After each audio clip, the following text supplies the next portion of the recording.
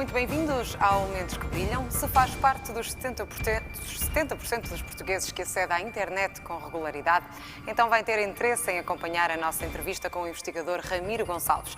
Ele venceu o Prémio Inclusão e Literacia Digital com um projeto para melhorar o acesso à web. Como disse, recebemos em estúdio Ramiro Gonçalves, investigador do Inesctec e também professor da Universidade de Trás-os-Montes e Alto Douro, para falarmos então da acessibilidade da web em Portugal. Seja muito bem-vindo, Ramiro Gonçalves, ao Mentes que Brilham. Recebeu então este Prémio Inclusão e Literacia Digital à custa de um trabalho sobre o barómetro da acessibilidade web em Portugal. Pergunto-lhe qual foi o seu objetivo com este trabalho? Melhorar os níveis de acesso à internet, é isso? Sim, é assim. Este trabalho tem vindo a ser desenvolvido ao longo dos últimos 6 anos. É um trabalho que visa essencialmente monitorizar a acessibilidade web da parte privada dos sítios web das empresas portuguesas. Nós temos identificado ao longo do tempo que os níveis de acessibilidade não são significativamente altos e este é um assunto que nos preocupa sob o efeito de 3 dimensões. Uma primeira dimensão, porque temos em Portugal cerca de 1 milhão de pessoas com deficiência e, portanto, essas pessoas têm dificuldades adicionais para poder navegar nos sítios web das empresas portuguesas. Uma segunda dimensão que tem a ver com o valor económico dessas pessoas, portanto, as empresas, ao não terem os seus sítios web acessíveis, perdem a possibilidade de ter essas pessoas como potenciais clientes. E uma terceira dimensão que tem a ver com a indexação dos próprios sítios web. Há depois uma preocupação em todo o projeto que tem vindo a ser desenvolvido e que passa essencialmente por termos uma perspectiva daquilo que é hoje a pessoa com uma necessidade especial. Nós estamos habituados a ver as pessoas com necessidade especial apenas as pessoas com qualquer tipo de deficiência. O objetivo do projeto leva isso um pouco mais à frente e num sentido mais lato. Preocupa-se com a ideia de que todos nós, que utilizamos hoje em dia a internet e com grande efusividade, se tivermos a oportunidade, vamos ter uma idade mais avançada e tal qual a internet está desenhada, não vai ser possível nós, quando tivermos 60 ou 70 anos, com uma qualquer necessidade especial, podermos utilizá-la facilmente. Portanto, o projeto visa essencialmente, por um lado... Que esteja acessível a todos. Exatamente. Por um lado, avaliar as plataformas. Há um conjunto de normas internacionais que, se forem seguidas, as plataformas ficam substancialmente mais acessíveis e, portanto, é muito mais fácil para pessoas com determinado tipo de características e de necessidades especiais poderem utilizar essa mesma infraestrutura. E, por outro lado, nós também sabemos que quanto mais acessíveis forem os sítios web, mais indexados estarão pelos motores de pesquisa, algo que é absolutamente crítico hoje em dia face à tão grande quantidade de conteúdos que há na internet. Quando vocês pensaram nisso, estabeleceram mudanças de que forma? No fundo, Sim. Que alterações são essas para que a web esteja mais acessível a idosos, a pessoas com deficiências? Claro. Há um conjunto de regras e de normas emanadas por um organismo internacional, que é o DEB3C, que já vai na segunda versão das normas, as DEB-CAR 2.0, que tem um conjunto de princípios de desenvolvimento das plataformas web e também princípios de inserção de conteúdos nessas mesmas plataformas, que, se forem seguidos, as plataformas ficam mais acessíveis e, portanto, vão possibilitar, por exemplo, que uma pessoa invisual com um leitor de ecrã consiga ver os conteúdos que estão nesse mesmo ecrã, ou que uma pessoa com alguma dificuldade de movimentos consiga navegar através do site não utilizando o rato. O que acontece é que esta problemática é algo que nós temos vindo a percebermos ao longo dos últimos anos, não é algo que esteja muito na ordem do dia das entidades que desenvolvem as plataformas e mesmo das próprias empresas. Se bem que já tem havido alguma evolução. Sim, tem havido uma evolução, no entanto, o último estudo que realizamos em 2014 ainda representa que, analisados a totalidade dos elementos das 1000 maiores empresas portuguesas, a percentagem de erros é elevadíssima e, portanto, tornará muito difícil que essas pessoas possam vir a ter qualquer tipo de possibilidade ou algum tipo de facilidade na utilização daquilo que é o web. No entanto, o objetivo do projeto, houve uma fase em que nós nos preocupámos essencialmente em encontrar rankings e entidades que pudessem cumprir ou não cumprir a totalidade das normas.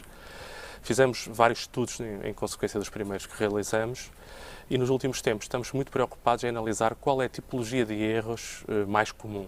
E qual Porque é? há erros que se repetem vulgarmente, há vários. Nós temos um top 10 na última versão do estudo E para lhe dar uma ideia, o último top 10 da versão de estudo representa mais de 50% da amostra dos erros. E, portanto, a nossa preocupação agora, com esta segunda fase do projeto, é essencialmente conseguir identificar esses erros, arranjar soluções para esses erros, que alguns deles não são substancialmente complexos de serem ultrapassados, e fazer passar essa mensagem para as diferentes empresas e, sobretudo, para as empresas que desenvolvem software para a web, de forma a que elas consigam incorporar essas boas práticas no desenvolvimento e, se isso for feito dessa forma, dentro de pouco tempo nós conseguiremos melhorar significativamente aquilo que nós chamamos um ranking ou um número de erros que conseguimos encontrar em cada uma das plataformas.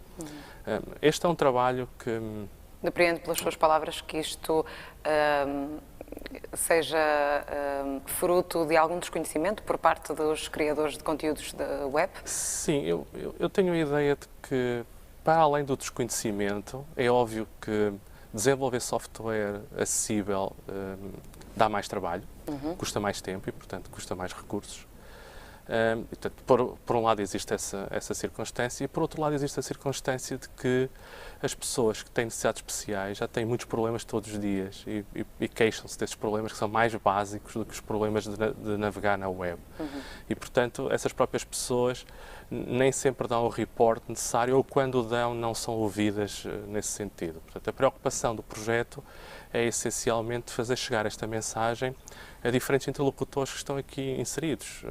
As universidades, o TAD, por exemplo, é um bom exemplo, porque tem uma série de unidades curriculares nos cursos de Engenharia Informática onde ministramos esse tipo de conhecimento, esse tipo de saber.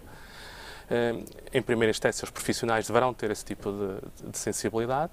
Depois, quem desenvolve software para a maior parte das empresas terá que ter também essa preocupação, e quem contrata o software, e muitas das vezes nós damos conta que nos contratos existe a cláusula de cumprir as normas de acessibilidade, mas depois não existe um controlo para se avaliar se foi cumprido ou não, e, portanto, o problema subsiste no tempo. Não é? Portanto, é uma questão que nos parece ser muito relevante e que nos parece não ter sido suficientemente bem tratada e que claramente nós temos que colocar, ou queremos colocar nos últimos tempos, na ordem do dia.